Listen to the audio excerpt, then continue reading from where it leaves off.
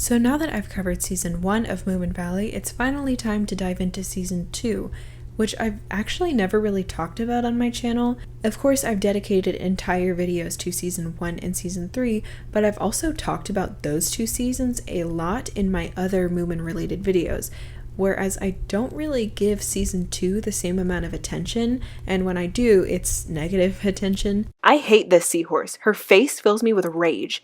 But it is always nice to revisit the world of the Moomins, so I'm going to spare the intro and get right into the review. In case you haven't seen my season 1 review, I just wanted you to know that I do have a couple of rules that I apply to my Moominvalley reviews. First of all, I won't be considering the source material, aka the original books, in this review. This is kind of an evaluation of how well the show stands on its own. However, there are a couple of instances in this review specifically where I will bring up the source material, but that's only because, in my opinion, it's kind of necessary to do so. You'll see when we get there. I also won't be talking about any of the previous adaptations of the Moomins, such as, for example, the 90s anime, just because I don't really think that's fair. I also won't be including any footage of the show because I'm American and the show is not available in my country, so it's really hard for me to access it legally. And I also think that you should just watch the show itself. I definitely don't want this video to be seen as a substitute for watching the show. So this is how the review is going to go. I'm going to give some general notes on the entire season, then I'm going to review each episode in order and give them each a score out of 10, and then at the end I'm going to average all the scores together for the season's final ranking. I've got a lot to say and it's not very positive, so let's just get right into it. The season in general. So I'm going to cover the same points that I covered in my season 1 review, those points being the animation, the cast, and the music. As far as the animation goes, I don't really see a difference between season 2 and season 1. The quality looks about the same to me, and I still really dislike the character design, especially of the Moomin family and Snork Maiden. Everybody just looks so stiff. While I was writing my season 1 review, I was racking my brain trying to think of what these character designs were reminding me of, and it just now hit me, it's the Backyardigans. And of course that's not a bad thing. I loved the Backyardigans growing up, but it's not exactly like the peak of the animation industry, you know? And this is kind of a nitpick, but I have to point out that I absolutely hate the way the food looks in this show. For example, every time you see the Moomin family eating a meal together, it's vegetables, like raw vegetables. I thought Moomin Mama was supposed to be some kind of great cook. Why is her family eating raw green beans and an ear of corn for dinner every night? Even like the baked goods, I guess, like the cakes and the cinnamon buns look dry as hell. As far as the cast goes, we don't really see any turnover or replacements the way that we do in season 3, and just like with season 1, their performances are pretty strong all around. Everybody's doing a pretty good job. There are a couple performances to me that stand out from the rest, but we'll get to those when we get to those. And as far as the music, I don't think it's as good as season 1. I do really appreciate the way that the music in this season is used as a storytelling device, but it's not really something that I seek out independent of the show. Like, I listen to the season 1 soundtrack all the time when I'm like driving to work or whatever, and I just don't really feel the same way about the season 2 soundtrack. Also, this season introduces like diegetic musical numbers sung by the characters, which is interesting. I think my issue with this is that it was just really jarring because it was introduced very late in the season and it kind of came out of nowhere, but I'm not against it. I mean, I'll take any opportunity to hear Taron Egerton sing, so. Overall, this season's not my favorite, you guys. I'm sorry. I definitely don't have as much positive to say as I did with season 1 and like I will with season 3. And you'll see why as I go through these episodes, but it really just falls short in a lot of ways. So let's go ahead and get started with Episode 1, Moomin's Winter Follies. So I will say that this episode, and therefore the season, starts off very strong. Of course, Moomins are seasonal creatures that hibernate during the winter, so it's smart to start off the season with them waking up after their hibernation.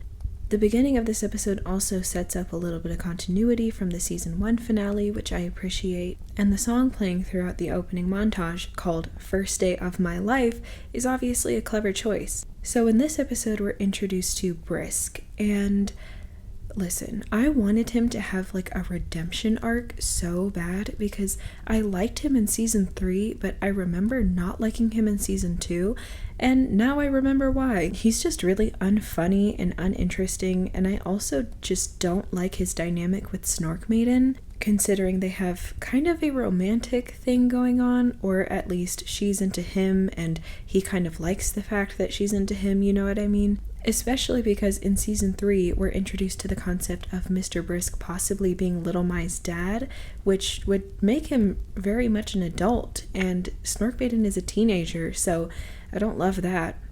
At the beginning of the episode, Snork Maiden is very impressed by Brisk and his skiing skills. She's easily won away by him, and Moomin, becoming jealous, decides to participate in a ski race with Brisk where the winner gets Snork Maiden as like a prize, I guess. The rest of the episode then revolves around this competition. Sniff ends up sabotaging the race without Moomintroll's knowledge, and the winner ends up being not Moomintroll, not Brisk, but Snork Maiden, because she wanted to follow Brisk on his way down the hill and cheer him on. Brisk is upset at being defeated by a maiden, which makes Snork Maiden offended, and she loses her crush on him. However, this is where the episode gets weird. A bunch of stuff happens, and then Snork Maiden is eventually put in a situation where she still has to be rescued by Moomin, but when that fails, the two of them are rescued by Brisk. You would think that since the episode sets up that Brisk is kind of like a misogynist, he would end up getting his comeuppance or learn some kind of lesson at the end of the episode because it's like a show for kids. But he doesn't really learn anything, and in fact is still seen as a hero at the end of the episode. Please don't put that in your show for children. I think this episode really highlights a lot about what doesn't work with Moomin and Snork Maiden, at least as a romantic couple. Of course, it's established in the beginning of the series that they are boyfriend and girlfriend, or at least they think they should be, and throughout season 1 we see them kind of performing the roles that they see in the society around them, that they think that they should live up to. Moomintroll strives to be the more masculine hero who protects Snork Maiden from danger, whereas Snork Maiden takes on the more feminine role of a damsel in distress that needs to be rescued by her partner. Throughout season 2, we kind of start to explore a little bit of jealousy on both sides, and kind of the immaturity that both of these characters have at this point in their life. What makes this episode a little bit strange is that in season 1, it was always very clear that they were really just kids and they were just trying to emulate what they think a relationship should be.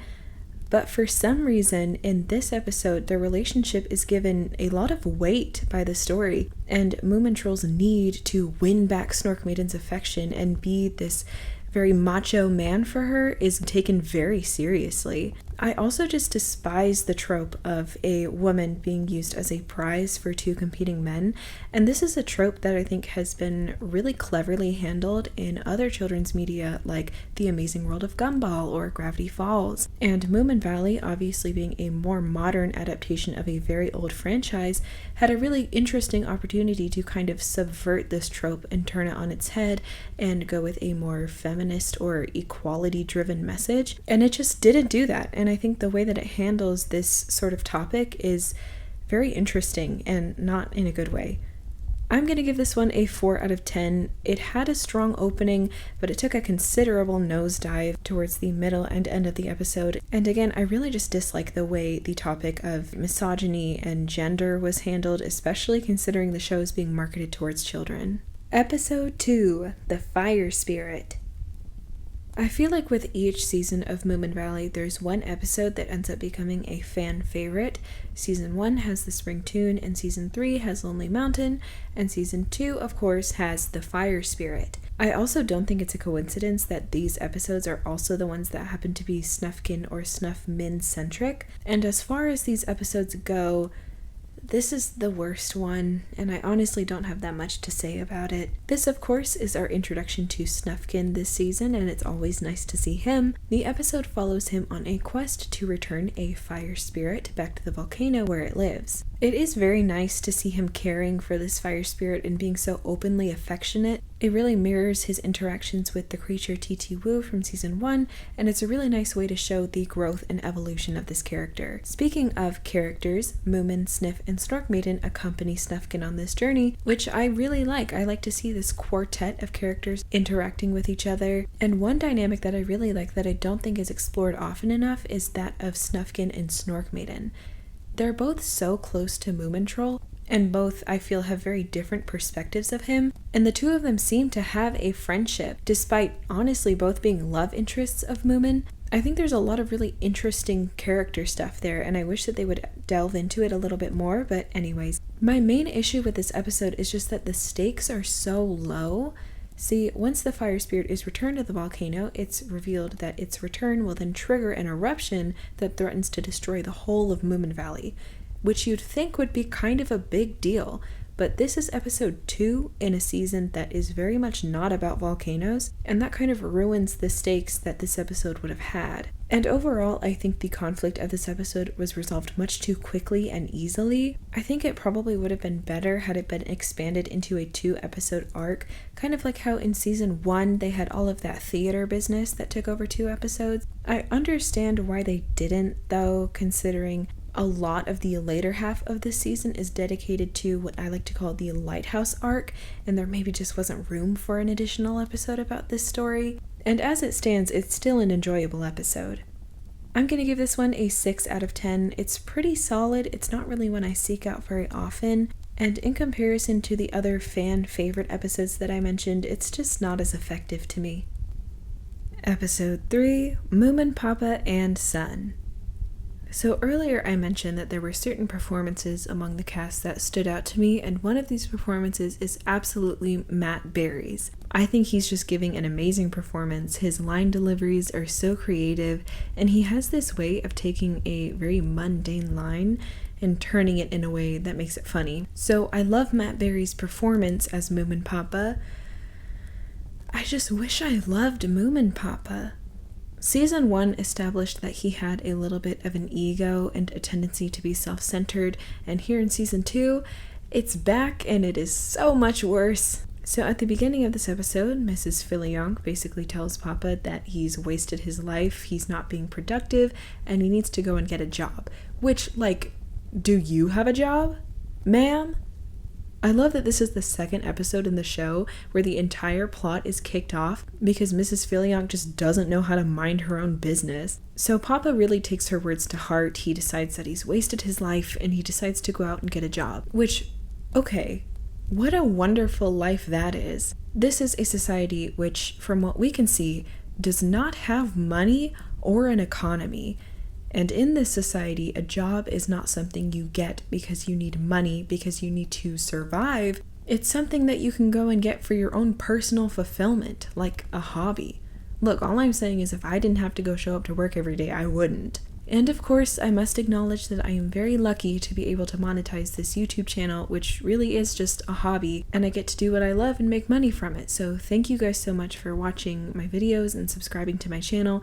It really does mean a lot to me. This episode draws a lot of parallels to Moomin Mama's Maid that I feel like it doesn't really deliver on, because both episodes feature Moomin Mama and Moomin Papa, respectively, feeling dissatisfied with their roles in the family because of something Mrs. Filion said to them. So I feel like there was a potential for connection between Moomin Mama and Moomin Papa, considering Moomin Mama had just gone through what Moomin Papa is currently experiencing. But the episode never really connects those dots in a very satisfying way. Speaking of Moomin Mama, for some reason, the only thing I remembered about this episode was the kind of B plot in which Moomin Mama, feeling as though she needs to keep up with Moomin Papa and be just as busy as he is, begins making just like so much jam, and like their whole kitchen is full of jam, and Moomin's room is full of jam, and Snufkin's tent is full of jam. Somehow that was the only thing that stuck out to me about this episode, and I think I just thought that there was an episode somewhere in season 2 that centered entirely around jam. Obviously that's not what that is. I don't know why I thought that. This is a fine episode. It doesn't really have any huge issues. I think I just dislike it because the ending of the episode is clearly unresolved, in a way that is meant to set up the lighthouse arc, which is not an arc that I particularly enjoy. Also, this is a nitpick, but this episode features the song Something New by Girl in Red, and yes, I do listen to Girl in Red, although not metaphorically. I think technically I listen to Sweater Weather. I don't know, I don't keep up with the TikTok codes. Anyways, I love Girl in Red and I was excited to see her on this soundtrack, but wouldn't it make more sense for her to feature in the episode that's actually about lesbians? I'm gonna give this one a 6 out of 10. It's fine. I think it's just plagued by a lot of symptoms that plague the season as a whole, but it's not really affected as badly by these issues as other episodes that we'll get into in a minute. Episode 4, Little My Moves Out. If there's one thing I love in a movie or a TV show, it's a bookend or a parallel. And of course, the title of this episode is meant to call back to the title of the first episode of the entire show, Little My Moves In. After Little My embarrasses Moomintroll in front of Snork Maiden, once again highlighting his need to keep up appearances and appear a certain way in front of her, he becomes furious with Little My. And this is where we get a little bit more of that sibling interaction between Little My and Moomintroll, which is always really, really enjoyable for me. I also think Taryn's performance in this episode is really strong. I know a lot of people don't like this more angsty, teenager-ish take on the character, but I do, and I think Taryn really sells the more moody aspect of Moomintroll in this show. His performance really shines here. Moomintroll decides to write a letter to Little My's mother, Mimble, convincing her to come and visit and then take Little My back. I love the background music throughout with the harpsichord, as well as Moomin's barely concealed rage. He puts the letter in a bottle, tosses it out into the ocean, and somehow Mimble actually finds it. So she comes back to Moominvalley to retrieve Little My. And this is where we finally get an acknowledgement from Snufkin and Little My that they are in fact siblings. I just thought it was a nice little moment. Also, the song in this episode is actually really bad. I just had to say it. A bunch of stuff happens, Little My leaves, we get another argument between Moomintroll and Snork Maiden, which I just hate sitting through. And eventually, feeling guilty for his actions, Moomintroll decides to sail out to sea to find Mimble and take Little My back. It's then revealed that Little My actually never left. And she sent Moomintroll on a wild goose chase across the ocean because it would be funny, I guess. I don't know, I just feel like something about this episode feels kind of mean.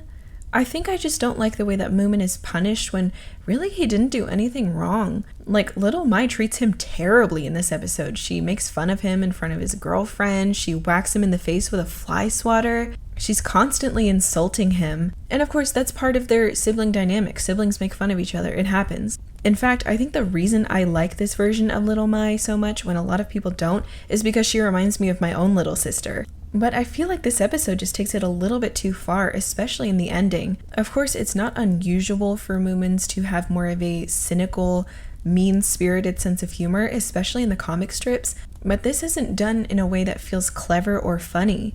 It's just a little bit sad. You would expect Little My to go through some kind of growth or change in this episode, but all she really does is cause problems and be cruel to everyone and then just not face repercussions for it. Please don't put that in your show for children. I'm going to give this one a 5 out of 10. There are a few highlights that make it stand out to me, but overall it just feels very mean-spirited in a way that I really don't like. Episode 5, The Strange Case of Mrs. Filionk. The concept and idea behind this episode is so clever and interesting to me. It centers around Moomin Mama being framed for the murder of Mrs. Filionk. So not only does the rest of the family have to organize a jailbreak for her, but they also have to figure out who the real culprit is. This episode, like most episodes of this show, has two storylines.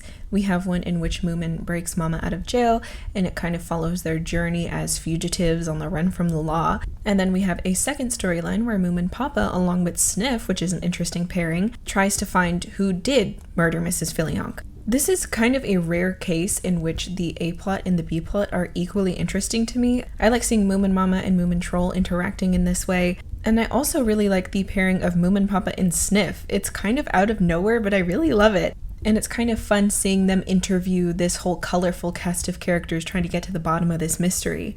I really like this episode. I feel like it captures the charm that season 1 had. It's very dark in a fun way, and I also think it's really funny, both from just bits of dialogue from the characters, but also because of just the concept of the episode. They find Mrs. Filionk's house a mess, and they find her gone, and they immediately assume that not only is she dead, but she has to have been murdered. Like, that's the only thing that it could have been. Through a process of elimination, Moomin Papa realizes that if it couldn't have been anybody in the valley, then it must have been him. And both Moomin parents end up getting arrested and taken back to jail. Eventually, Moomin Troll cracks the case, revealing that Mrs. Filiank is not dead or murdered. She was simply out with her nieces who were visiting at the time. We also get to see another side to Mrs. Filiank as this very fun and caring aunt, which I think is really sweet and fun. I'm going to give this one a 7 out of 10, and I'm also going to tentatively call it the best episode of the season, which is not a great sign. Episode 6, The Hobgoblin's Hat. So the beginning of this episode is great. We see Moomin, Snufkin, and Sniff all going on a hike together, and I mentioned this in my season 1 review, but I love whenever these 3 characters do stuff together. It's one of my favorite parts of the whole show, and I wish the episode had just been this, but it wasn't. The 3 discover a hat that has the ability to turn objects into different objects. When they try to use it as a wastebasket, it turns the eggshells they throw away into beautiful pink clouds, and when Moomin Troll tries on the hat in an attempt to seem more grown up, it turns him into a completely different creature. Now, I don't like plot lines in media that rely on every character in the story being dumb, if you know what I mean, and that's what this episode is, so that's not great. Somehow, nobody realizes that Moomin is this guy, even though they're never seen together, and this guy just sounds like Moomin doing a funny voice. I will say I do like the voice Taran does for this version of Moomin. I don't know how much of it is actually him and how much of it is like his voice being lowered in post, like in editing, but I still like it. And I also like how this storyline is used as a continuation of Moomin's character arc. We see throughout the season that he wants to be seen as an adult, and now that he's this different version of himself, he is, and he's realizing he doesn't enjoy adulthood as much as he thought he would. But it is strange that in episode 6 out of 13, we're just now delving into this. The episode wraps up with Moomin Mama finally recognizing that this new creature is in fact her son, and this scene admittedly is very touching, but like, why didn't she recognize him before? But like, it does end the episode on a high note. I'm going to give this one a 6 out of 10. There's nothing truly wrong with it. It's just a little bit bland, and at points it gets a little frustrating. Episode 7, Thingamy and Bob. Here we get another strong beginning, where through a series of interactions between Moomin and Snufkin, it's revealed that the hat from the last episode belongs to the Hobgoblin, a mysterious wizard who travels the world in search of rubies, specifically one ruby called the King's Ruby. And here is where we get one of my favorite bits of dialogue in the entire show. Moomin, while discussing this ruby, says, and I'm paraphrasing because I don't remember exactly, but he says something like, wow, he must really love that ruby. And Snufkin says he wants to possess it. There's a difference. And Moomin says, right. What does that have to do with us? Get it? It's like a metaphor. We're then introduced to Thingamy and Bob, and here is where I have to step in and give you a little bit of real-world context. When the books were originally written, Thingamy and Bob were based off of the author, Tova Jansen, and her real-life lover, Vivica Bandler. And remember, this was at a time when homosexuality was very much illegal, so just keep that in mind. Thingamy and Bob are meant to represent a romantic relationship between 2 women, and 2 real-life women at that. They're taken in as guests by the Moomin family, and they are annoying. They have these shrill, grating voices and unintelligible speech, and to be fair, that was present in the source material. They did have their own language. However, it was a language that could still be understood by the reader and by the other characters in the story. Here, it's like they're just little gremlins that speak nonsense. Things start turning up missing around the Moomin house, and it turns out that Thingamy and Bob are building a nest of these stolen things to make themselves feel more at home. We also find that Thingamy and Bob carry with them a suitcase that they refuse to reveal the contents of, and for reasons that we don't know yet, the Hobgoblin is after this suitcase. But because Thingamy and Bob don't have the ability to speak for themselves in this adaptation, this entire reveal is just told through Moomin Trolls speaking for them, and it removes any of the agency or autonomy that Thingamy and Bob would have had. Also, this episode doesn't really focus on Thingamy and Bob and their struggle at all. It really just focuses on Moomin Troll's jealousy that these new guests are taking the attention away from him, which is just extremely childish. Like, isn't he supposed to be a teenager? I feel like a better character to experience this conflict would be Little Mai. who grew up constantly fighting to be recognized in her sea of siblings, and naturally would feel a little bit intimidated or threatened by these new guests. The episode kind of toys with this, but it doesn't really deliver on it and just focuses on Moomintroll instead, which is dumb. And because there's no real B-plot in this episode, there's nothing else to focus on, so you're just kind of stuck in this sad house. I'm gonna give this one a 5 out of 10. I kind of don't like this one, but hopefully the next one is better, right? Right? Episode 8, The Trial. This is where things get bad. So once again, just reminding you, Thingamy and Bob are a metaphor for two real-life women that were in a romantic relationship. And I'm gonna spoil the episode.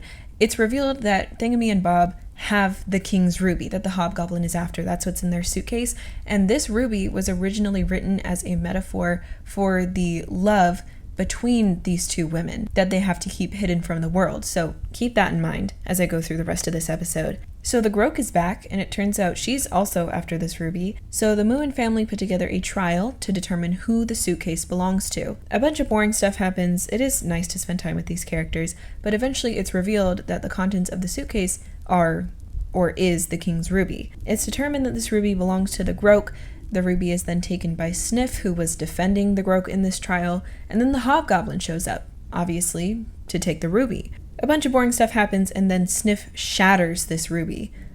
As punishment, Sniff is cursed with empathy, and then we get just a dumb scene where Sniff literally goes from character to character and tells them to their face exactly what their conflict is right now. He's like, Snork Maiden, you don't need to worry about being beautiful because your beauty's on the inside, and Moomin Mama, you always take care of everybody, but make sure you're taking care of yourself. It's just lazy exposition. And then he has the nerve to go up to Thingamy and Bob and be like, you guys actually don't need to be scared, and you don't have to hide. Just be yourself. And it's like, and what? And go to jail for being gay? For some reason, everybody starts feeling bad for Sniff and then turns on the Hobgoblin, who turns out is just some guy. The Hobgoblin apologizes and then scatters the ruby pieces across the sky and turns them into stars. Hey, how about you give it back to Thingamy and Bob? I have a real issue with this episode, so let's go through this one more time. The ruby is supposed to represent the love between two women, right? Two real-life women. This ruby, or this love, is chased by those who want to take it from them. It's exposed against their will, taken from them, and then shattered. To quote one of the most talented singer-songwriters of all time, what kind of fuckery is this?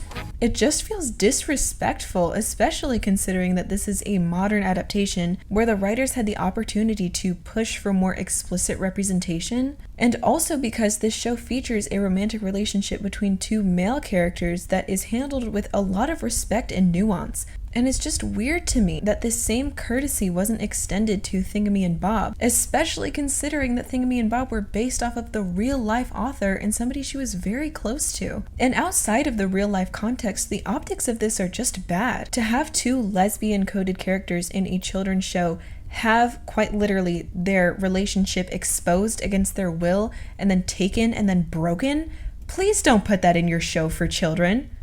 I'm going to give this one a 4 out of 10. This one is bad. I just think the messaging is handled so poorly, and I really expected better from this adaptation. Episode 9, Farewell, Snork Maiden. I like this episode because it's a little bit more character-driven. We get to explore the two main arcs that are going on right now.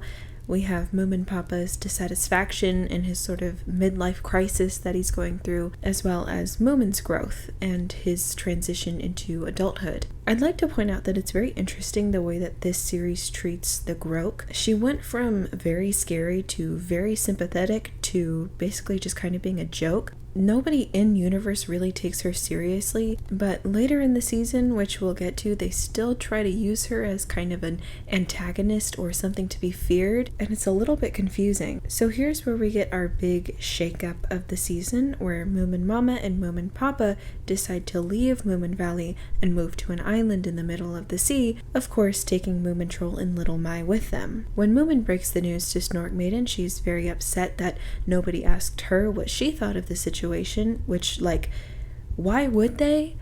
I don't know if anybody's ever moved house and then been like, wait, stop.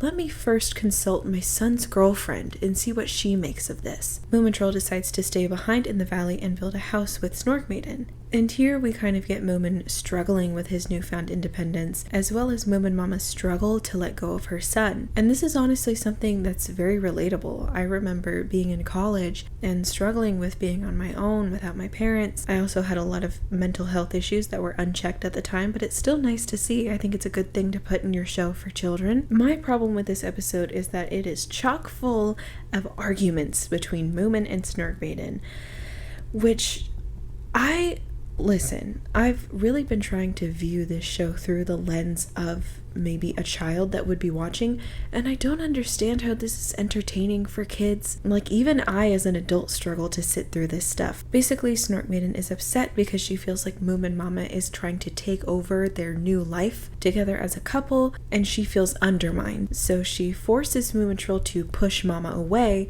and then gets upset when she finds that he still misses them, which of course he does. This leads to more fighting, and eventually Snorkmaiden forces Moomintroll to leave with his parents. We do get one funny moment where when Moomintroll decides to run back to say goodbye to Snorkmaiden, he realizes that he actually has no idea where she lives. And we get another shakeup in this episode where Moomintroll and Snorkmaiden break up, or at least take a break. I absolutely love this decision. I think from a character standpoint, it was very mature, considering both of these characters are at a stage in their life where they're trying to figure themselves out. I think it was very mature of them to prioritize their own independence and to recognize that it's just not the right time for them. And obviously, from a storytelling perspective, I've always believed that their romantic relationship just doesn't work, and they interact so much better just as friends. And it also just opens so many narrative doors for both Moomin and Snorkmaiden to explore other characters as well as themselves, now that they're not kind of tied to each other.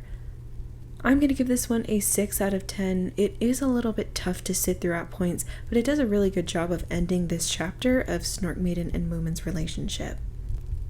Episode 10, Moomin Papa's Island.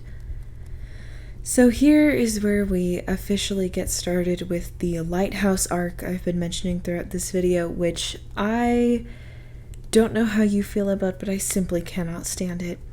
Listen, I like lighthouses. I think aesthetically they're very pleasing. I think there's a lot of good stories you could tell framed around lighthouses. But here's the thing.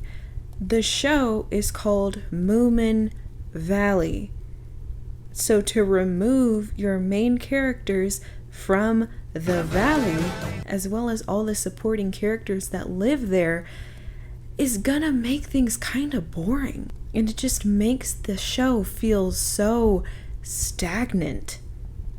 This episode mostly follows the Moomin family attempting to make a home at this new lighthouse, this new island that they found. The lighthouse is in major disrepair, it's beaten up, and the light doesn't actually work. But it turns out they're not actually alone on this island. There is a fisherman who is incredibly annoying, and Moomin Papa decides to make it his mission to fix this lighthouse and turn the light back on again. I have a huge problem with Moomin Papa in this episode.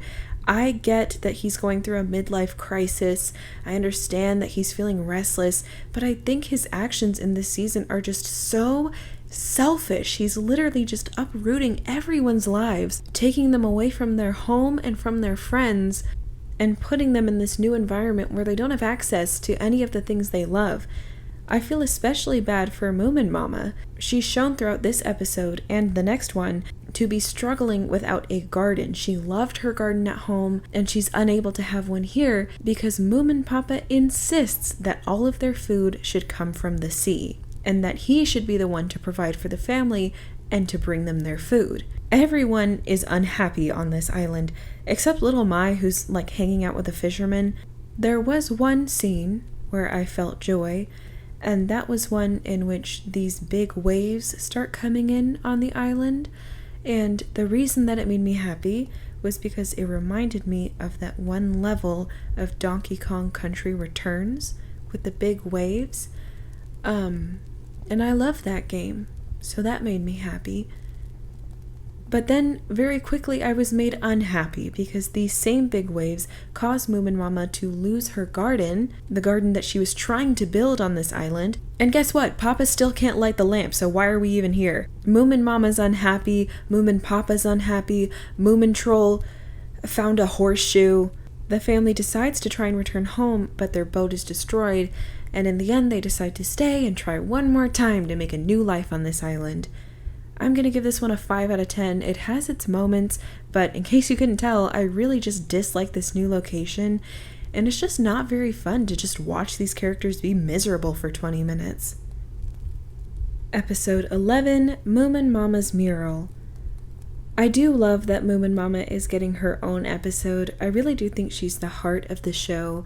I remember watching an interview with Rosamund Pike, who voices Moomin Mama, and she said something about how Moomin Mama to her is a reflection of how women often need to be needed. And I just thought that was such an interesting take on the character, and I think it's really cool that this episode kind of explores that. So as kind of a coping mechanism and a form of escapism because she's so unhappy with her current situation, Moomin Mama begins to paint because the house that they're living in looks like shit and it smells like fish. We also get some stuff with Little Mai and the fisherman. I truly don't care about this at all, but it does give us our first musical number of the season. See what I mean when I said that they just kind of came out of nowhere? Like, this is so late in the game to be introducing this.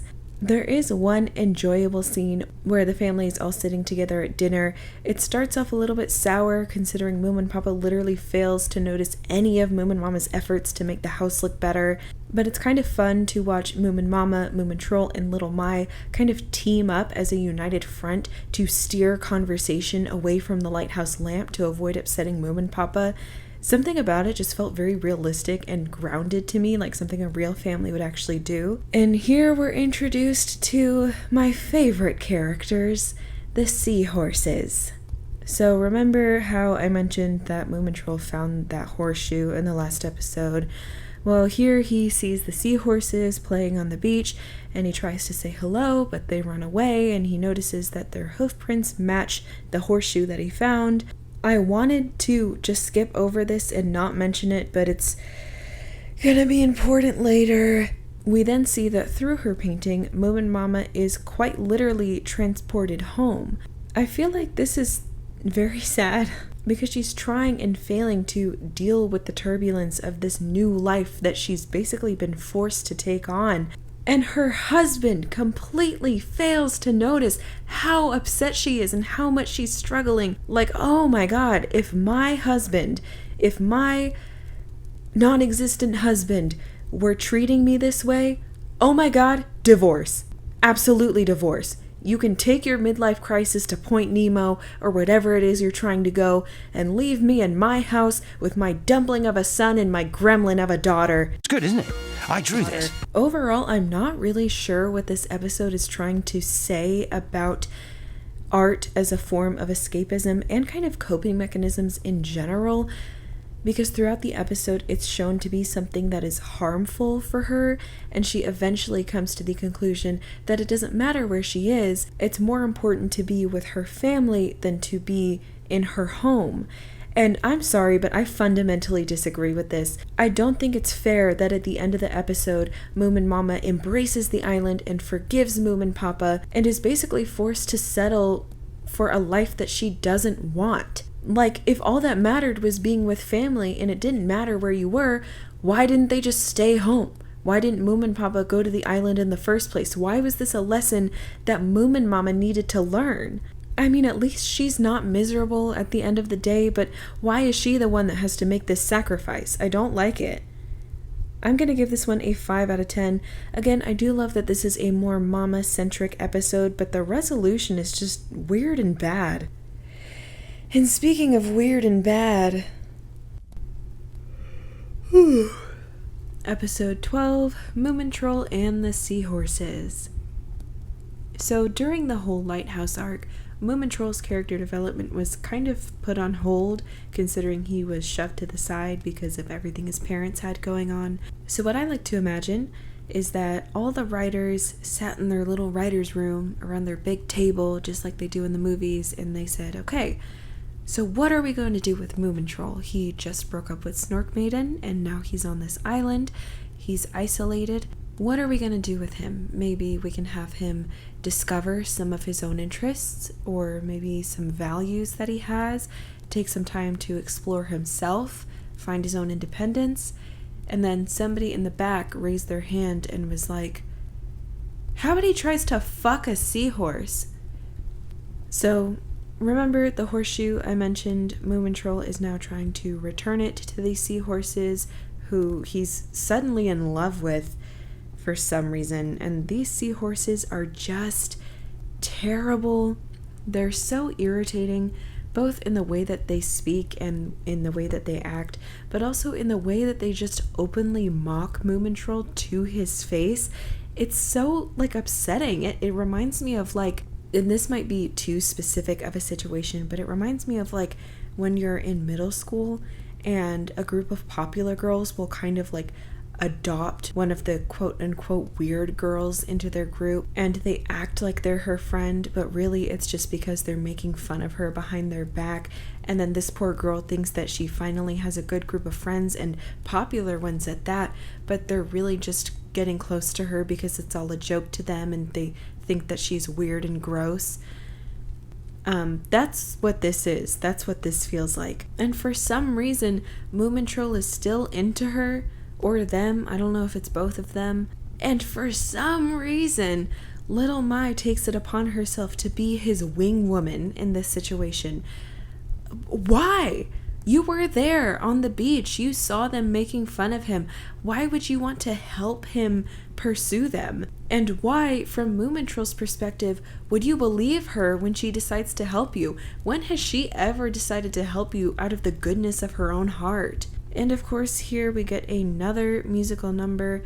I already talked about this song in my video about the top 10 Moominvalley songs, but this song, Drift is what it's called, is just awful. It's just what a waste of time, of talent. It's the one time Taron Egerton gets to sing, and he could have been singing, apparently, since you decided to have musical numbers in this season. It's the one opportunity he gets to sing, and he's singing about wanting to fuck a seahorse. And of course, this song is played in the background of this whole montage where Moomin and the seahorse are falling in love and they're frolicking around together. So, hey kids, watching at home, it's actually fine if the person you have a crush on is mean to you and makes fun of you and treats you terribly. That just means that they really like you, and it's okay if they're awful to you. Please don't put that in your show for children. At the end of this stupid montage, Moomintroll puts the horseshoe back on her hoof and then she runs away, and we literally never see her again. This whole seahorse thing is just not resolved. To make matters worse, the Groke then shows up. I forgot to mention it, but when the Moomin family came to the island, she followed them across the ocean because she was attracted to the lamp on their boat. And as the Groke arrives, a storm also rolls in. And then we revisit Little Mai and the fishermen and their dumb thing. They try to set up this bait and switch where you're led to believe that the fisherman murdered the original lighthouse keeper, and turns out he actually was the lighthouse keeper. And so at the end of the episode, he takes back over and he lights the lamp and everything is good. And then while all of this is happening, Moomintroll banishes the Groke by saying that he doesn't have time for her, which makes sense considering the Groke is supposed to be like a metaphor for fears, and people of course can grow out of their fears, but she's still like a character who is explained in universe to be very lonely and sad. So to have somebody tell her to her face, like, sorry, I just don't have time for you anymore, it's just really sad. And then as the Groke leaves, the storm also clears. So like, did she bring the storm with her? Is that something she can do? That's not something that's been a part of her character before. I don't think it's ever happened to my knowledge or to my memory. Nothing in this episode makes sense. We do get one positive, which is finally leaving this godforsaken island. I guess Moomin Papa decides that he's no longer restless. Why, I'm really not sure. This whole time, I thought the season was angling towards a lesson of contentment, if that makes sense. Like, you don't need a job to live a fulfilling life and to make your life worthwhile and to be productive. Sometimes it's okay to just be content with what you have and live your life, and you don't need your work to define you. You define your life by living life, is basically what I thought the season was going for, but I don't think that's it, because Moomin Papa decides that there's this mission he needs to complete, and then he uproots this family in order to complete this mission and is incredibly selfish about it and then does not learn from it, so that's awesome. Moomin Troll then inherits his father's boat, the Adventure, and sails off on an independent journey of his own. I do think this is a nice cap on things in his journey for independence and becoming an adult, but it just doesn't feel very earned to me, because the last episode that we had that dealt with this arc concluded with Moomin Troll deciding he wasn't ready to be independent from his parents yet, and he wasn't ready to go off on his own, and then he fucks a seahorse, and then he's ready? Like, okay, Mr. Hands. That was probably too dark of a joke to put in a video about a children's show, but who cares? Who cares? Nothing matters. Everything here is dumb. The seahorse stuff is dumb. The Groke stuff is dumb. Moomin Troll and Moomin Papa's arcs and their resolution are dumb. And what frustrates me so much is that this episode is so important in the context of the season. It's the conclusion of the Lighthouse arc. It wraps up pretty much everything to do with the Moomin family. This is the last episode in the season where we actually see them. It sets up Moomin's adventure, which leads into season 3. There's so much stuff going on, and all of it is executed so poorly, and we waste so much time on Moomin wanting to fuck a seahorse. I'm gonna give this one a 2 out of 10. It's by far the worst episode of the show, and I am so glad that this video is done so that I never have to watch or hear about or think about this episode ever again. Episode 13, November. So remember how I said episode 5 was the best episode of this season? I lied. It's actually this one. Thankfully, the season was able to pull things together and end on a high note. So for the finale, obviously, November has come. We're back in the valley, and this episode focuses primarily on Snufkin, which are all things that I love. November is the best month of the year, by the way, and I'm not just saying that because I was born in November. I genuinely feel that way. I love November. So the episode begins with Snufkin leaving the valley for the winter, as he does. On his way out, he learns from Snork Maiden that Moomin, as well as his entire family, are gone. He heads back to Moomin House and finds Mimble, Mrs. Filionk, and Muskrat all gathered around outside Moomin House. I've just realized, out of every video about Moomins I've made on my channel, I've never mentioned Muskrat once. Anyways, it is interesting to see Snufkin and Mimble interact, because obviously they are mother and son. The episode and the show in general doesn't really touch on this, but it is still fun to see. And overall, this is just a fun combination of characters that are kind of getting a day in the limelight. This episode is so heartwarming. It really highlights how close the community in this valley is and the effect that the Moomin family has on this community. It almost feels very meta in that sense, because in this episode we see what a source of comfort the Moomin family is for everyone around them, just as they are a source of comfort for us, the audience. And we get this very interesting turn in Snufkin's character where he just really assumes the role of leader, and he takes charge of the group. When Toffle shows up, he takes them under his wing. Everyone's a little bit worried because nobody knows where the Moomin family is and when or if they'll be back, but Snufkin insists that everything's fine. He's not worried, they'll be back soon, and besides, Moomin Troll leaves him a note every winter, so once he finds it, then they'll figure out what's going on. And so, like I said, Toffle turns up at the house.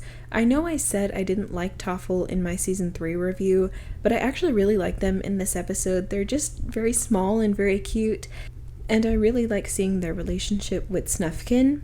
And what's interesting in this episode is that Toffle, it kind of seems like they're a stand-in for the audience with the way that they just look up to and revere the Moomin family from all the stories that they've heard about them. I don't know if that was the intention, but it kind of feels like Toffle is a stand-in for the audience. Throughout the episode, Snufkin is still searching for the note that he believes Moomintroll left for him, and he's not finding it. And so the group begins to panic, convincing themselves that the Moomin family aren't coming back.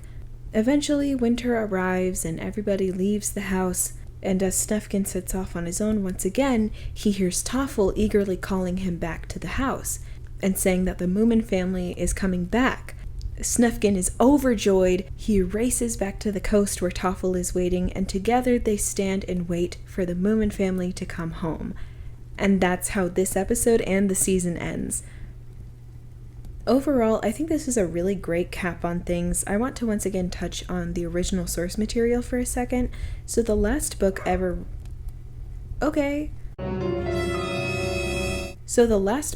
written in the original Moomin series was called Moominvalley in November.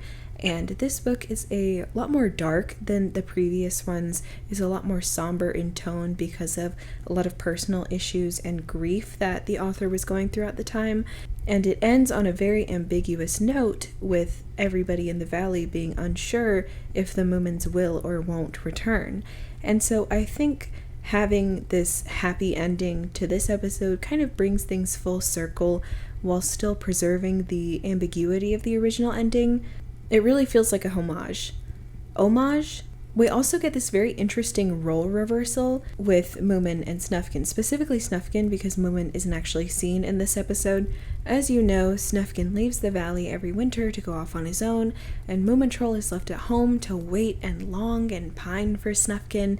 And in this episode, we see Moomin off on an adventure of his own, and Snufkin struggling to cope with it.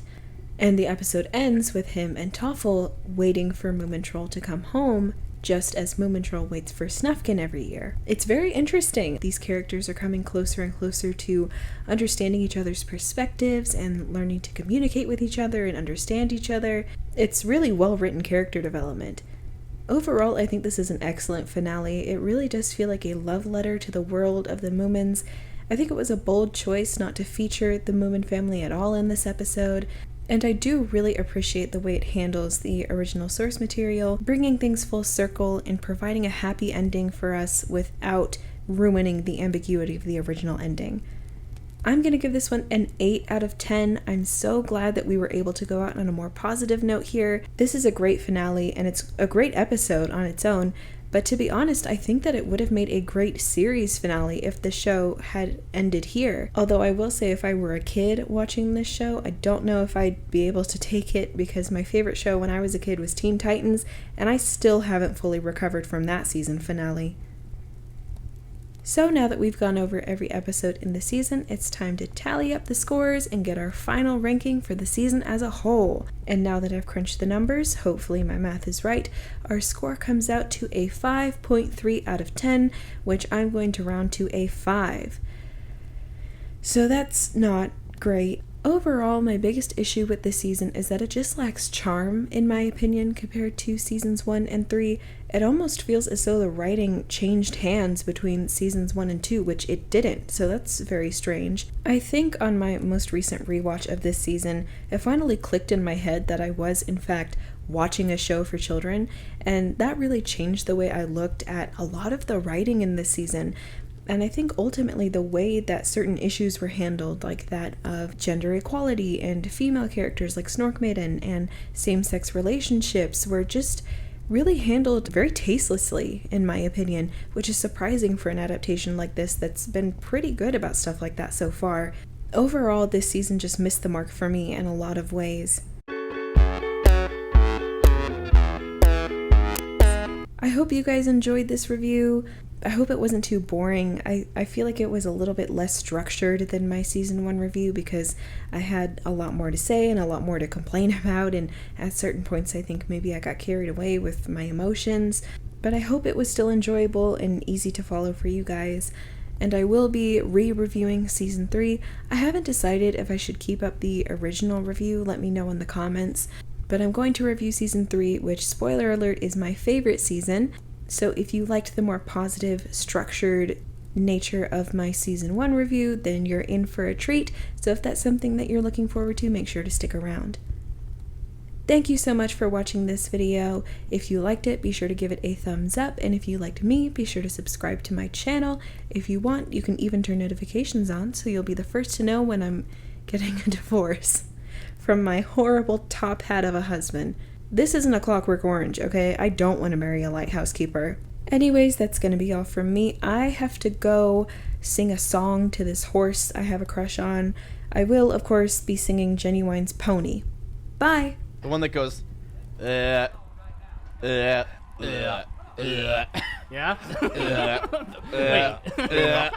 Actually, that's kind of accurate. That was real good, actually. Actually, I wanted to laugh at you, but actually, that was kind of good. Yeah.